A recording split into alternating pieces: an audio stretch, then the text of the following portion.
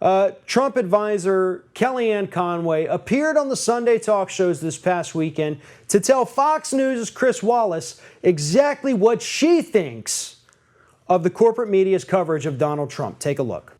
And Chief Strategist Steve Bannon went much further.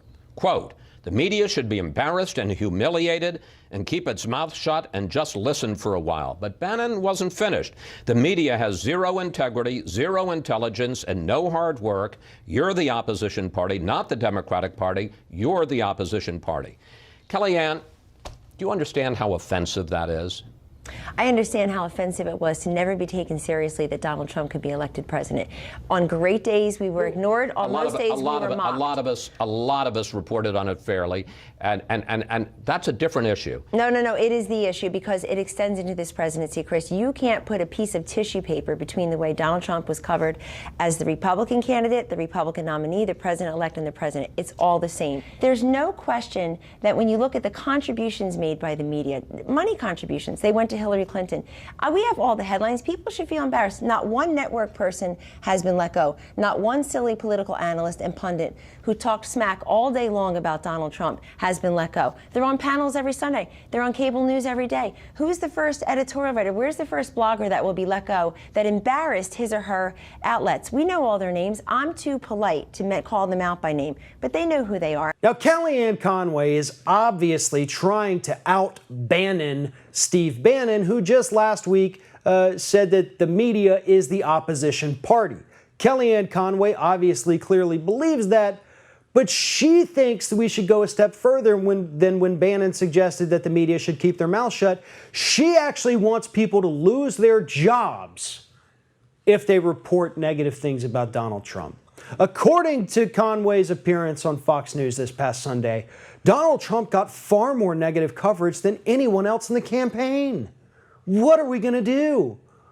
Donald Trump was treated so poorly by the media, it was just disgusting.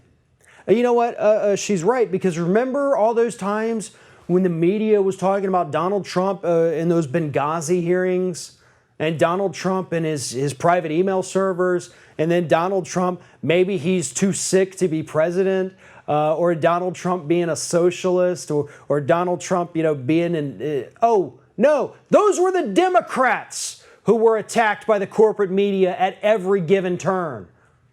Donald Trump, yeah, he got negative coverage because he did and said stupid things. When audio is leaked that has your candidate talking, bragging about grabbing women by their genitals, yeah, you're going to get some negative press coverage about that. Sorry, that's the way the world works, Kellyanne. But you can't just go and fire people for this. Didn't your candidate run saying that he was going to bring jobs back to America, and here you are literally telling us you want to kill jobs? You want to make people be unemployed?